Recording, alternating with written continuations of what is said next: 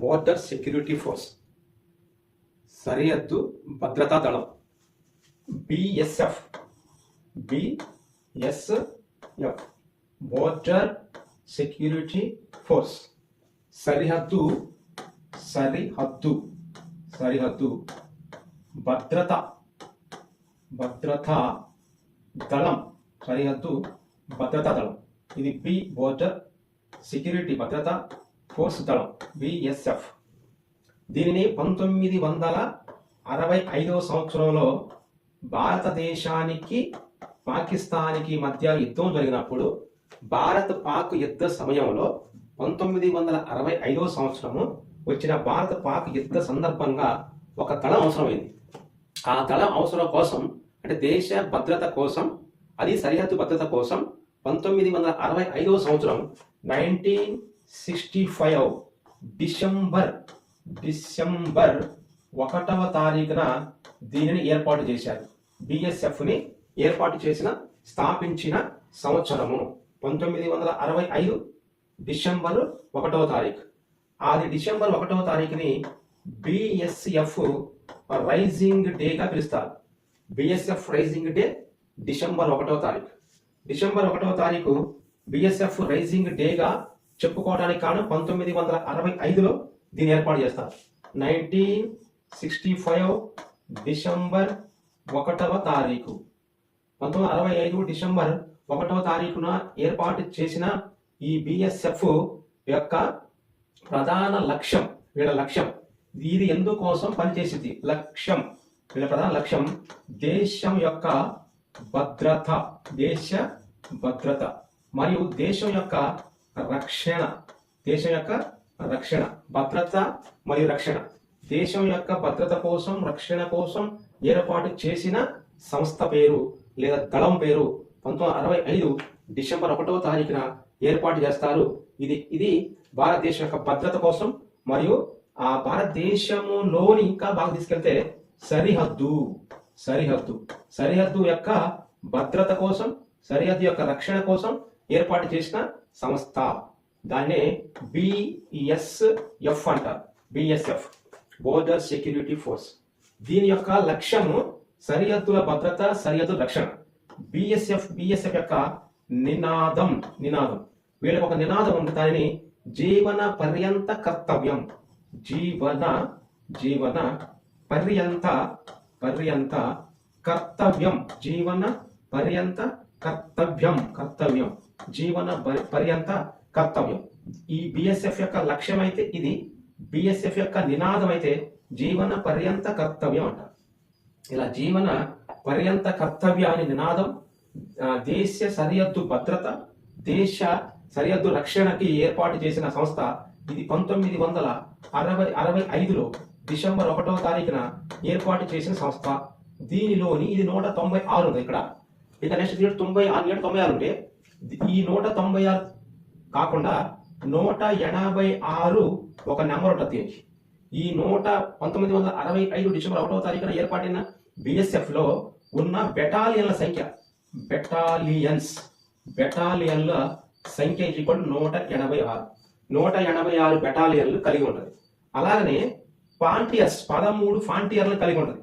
ఫాంటియర్స్ 13 ఫాంటియర్స్ ని కలిగి ఉన్న దళం. అదేవిధంగా 2.57 లక్షల మంది సిబ్బందిని కలిగి ఉంది.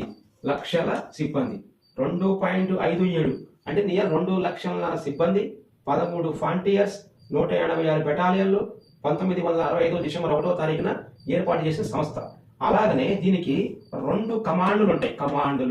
కమాండ్స్ భారతదేశంలో బిఎస్ఎఫ్ ఉన్న కమాండ్ల సంఖ్య 2. ఆ 2 కమాండ్ భారతదేశం తీసుకుంటే ఇటు పశ్చిమ వైపున ఉన్న కమాండ్ యొక్క కేంద్రము దాన్ని చండీగఢ్ అంటారు. చండీగఢ్ పశ్చిమ కమాండ్. బిఎస్ఎఫ్ యొక్క పశ్చిమ కమాండ్ ఉండే 2 కమాండ్స్. దానిలో పశ్చిమ వైపు ఉన్న కమాండ్ చండీగఢ్ ఉంటుంది. అదే తూర్పు వైపున ఉన్న కమాండ్ యొక్క కేంద్రము దాని కలకత్తా నగర కేంద్రంగా. దీనికి మనం ముందే చెప్పుకున్నాం, ఇది పాకిస్తాన్, ఆఫ్ఘనిస్తాన్, చైనా మరియు బంగ్లాదేశ్ యొక్క బోర్డర్లో సరిహద్దు కాపలా కాసేవాడు. ఇటు పాకిస్తాన్కి దగ్గరగా పశ్చిమ కమాండ్ చండీగఢ్లో, అటు బంగ్లాదేశ్కి దగ్గరగా తూర్పు కమాండ్ ని కలకత్తాలో ఏర్పాటు చేస్తారు. దీని యొక్క ప్రధాన కార్యాలయము హెడ్ క్వార్టర్ న్యూఢిల్లీలో ఉన్నది. న్యూఢిల్లీ కేంద్రంగా ప్రధాన కార్యాలయం, హెడ్ ఆఫీస్ నుంచి దూరం అయితేని చెప్పి పశ్చిమ కమాండ్ ని తూర్పు కమాండ్ ఏర్పాటు చేస్తారు. ఓకే, 1965లో ఏర్పాటైన బిఎస్ఎఫ్ కి ప్రధాన కార్యాలయం న్యూఢిల్లీ, బిఎస్ఎఫ్ కి తూర్పు కమాండ్ కలకత్తా, బిఎస్ఎఫ్ కి పశ్చిమ కమాండ్ చండీగఢ్. వాళ్ళ యొక్క బెటాలియన్స్ యొక్క విధానం అంటే వాళ్ళ సిబ్బంది 2,13,000 ఫ్రాంటియర్స్, 13 సరిహద్దులు ఉంటాయి వాళ్ళకి. ఆ 13 సరిహద్దుల్లో వీళ్ళు ఈ విధులు నిర్వహిస్తూ ఉంటారు బిఎస్ఎఫ్ వాళ్ళు.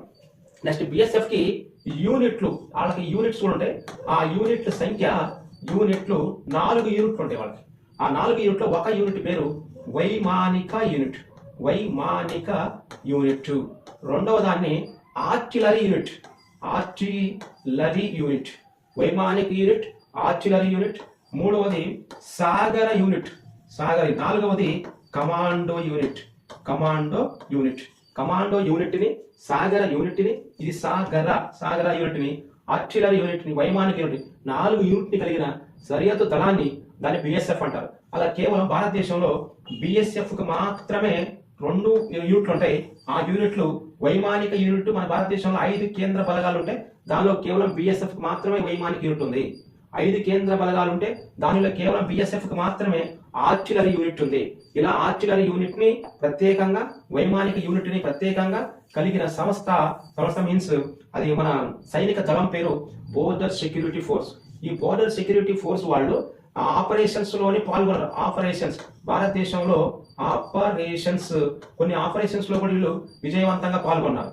వీళ్ళు పాల్గొన్న ఆపరేషన్స్ లో అంటే వీళ్ళు భారతదేశంలోని ఆపరేషన్స్ లో పాల్గొంటారు, తిరుగుబాటు వచ్చినప్పుడు అణిచివేస్తారు, సహాయ చర్యల్లో పాల్గొంటారు.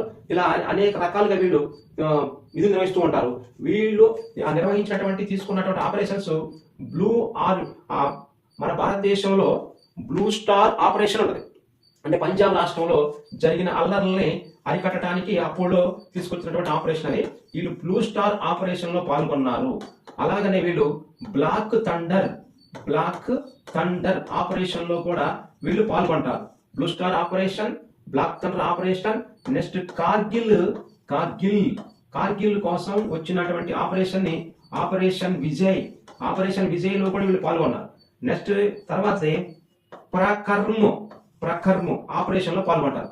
ఇలా ప్రకర్మ్ ఆపరేషన్, కార్గిల్ కోసం Vijay operation, black thunder operation, blue operation లో పాల్గొని, మరియు భారతదేశంలోని తరచుగా తిరుగుబాట్లు వచ్చే ప్రాంతాలు ఉంటాయి. ఆ ప్రాంతాల్లో ఒకటి పంజాబ్ లో వచ్చిన తిరుగుబాటుని వీళ్ళు అణిచివేశారు. జమ్మూ కాశ్మీర్ లో వచ్చిన తిరుగుబాటుని కూడా వీళ్ళు అణిచివేశారు. అంటే తిరుగుబాట్లు కూడా వీళ్ళు అణిచివేస్తూ ఉంటారు. దాంతో పాటుగా వీళ్ళు సరిహద్దు ఘర్షణలు కూడా వీళ్ళు నివారిస్తూ ఉంటారు. అలా భారతదేశానికి మరియు బంగ్లాదేశ్ కి మధ్య 2001వ సంవత్సరంలో వచ్చిన సరిహద్దు ఘర్షణలో వీళ్ళు పాల్గొన్నారు. అలాగనే భారతదేశానికి మరి పాకిస్తాన్ కి మధ్య సరిహద్దు ఘర్షణలు వచ్చినప్పుడు 2013లో వీళ్ళు పాల్గొన్నారు. నెక్స్ట్ భారతదేశానికి మరి పాకిస్తాన్ కి మధ్య 2014వ సంవత్సరం 15వ సంవత్సరాలు వచ్చిన ఘర్షణలో వీళ్ళు పాల్గొంటారు. నెక్స్ట్ భారతదేశానికి పాకిస్తాన్ కి మధ్య 2016 18 సంవత్సరాలు వచ్చిన ఘర్షణలో వీళ్ళు పాల్గొన్నారు. నెక్స్ట్ భారతదేశానికి పాకిస్తాన్ కి మధ్య 2019వ సంవత్సరంలో వచ్చిన ఘర్షణలో వీళ్ళు పాల్గొన్నారు. అలాగే భారతదేశంలో సరిహద్దు ఘర్షణలు నివారించడానికి, తిరుగుబాటులు నివారించడానికి, ఏదైనా ఆపరేషన్ వచ్చినప్పుడు దాన్ని విజయవంతం చేయడానికి ఉన్న తిరుగుబాటు అణిచివేసే సంస్థ దాన్నే సరిహద్దు రక్షణ సంస్థ అని చెప్తాం. ఈ సరిహద్దు రక్షణ సంస్థకి ఇటీవల కాలంలో నూతనంగా 2026వ సంవత్సరము జనవరి మాసం 14వ తారీఖున నూతనంగా ఒక డైరెక్టర్ జనరల్, పరిపాలనా అధికారి నియమించబడ్డారు. ఆయన పేరు ప్రవీణ్ కుమార్ ప్రస్తుతం బిఎస్ఎఫ్ కి డైరెక్టర్ జనరల్ గా నియమితులయ్యారు. ఈయన వెస్ట్ బెంగాల్ కి క్యాడర్, అంటే వెస్ట్ బెంగాల్ క్యాడర్ యొక్క ఐపీఎస్ ఆఫీసర్. 1993వ సంవత్సరంలో ఈయన ఐపీఎస్ బ్యాచ్ సంబంధించిన 1993 ఐపీఎస్ బ్యాచ్ సంబంధించి వెస్ట్ బెంగాల్ క్యాడర్ లో నియమితులైన ఆయన పేరు ప్రవీణ్ కుమార్. ప్రస్తుతము భారతదేశంలో సరిహద్దు దళానికి డైరెక్టర్ జనరల్ గా నియమితులయ్యారు. అంటే దాదాపు 1965వ సంవత్సరంలో ఈ బిఎస్ఎఫ్ ని ఏర్పాటు చేసినప్పుడు తొలిసారిగా దీని డైరెక్టర్ జనరల్ గా నియమించబడిన ఆయన ఖుస్రూ ఖుస్రో ఖుస్రో రుస్తుం ఖుస్రో రుస్తుం ఖుస్రో రుస్తుం మొట్టమొదటి డైరెక్టర్ జనరల్ బిఎస్ఎఫ్ కి 1965 నుంచి 1974 మధ్య కాలంలో పనిచేసిన ఆయన ఖుస్రో రుస్తుం. ఆయన మొట్టమొదటిసారిగా బిఎస్ఎఫ్ కి డైరెక్టర్ జనరల్ గా పనిచేస్తే నెక్స్ట్ 1974 నుంచి 1974 నుంచి 78 వరకు సెకండ్ బిఎస్ఎఫ్ యొక్క డైరెక్టర్ జనరల్ గా నియమితులైన వ్యక్తిని అశ్వనీ కుమార్. అతని పేరు అశ్వనీ కుమార్. మొదట ఆయన పేరు ఖుస్రో రుస్తుం. ఆయన 1965లో నియమించబడతారు. ఇప్పుడు ఉన్న ఆయన ప్రవీణ్ కుమార్ 1993 ఐపీఎస్ బ్యాచ్ పశ్చిమ బెంగాల్ క్యాడర్కు చెందిన అధికారిని భారతదేశంలో బిఎస్ఎఫ్ కి ఒక నూతన అధికారిగా నియమించారు.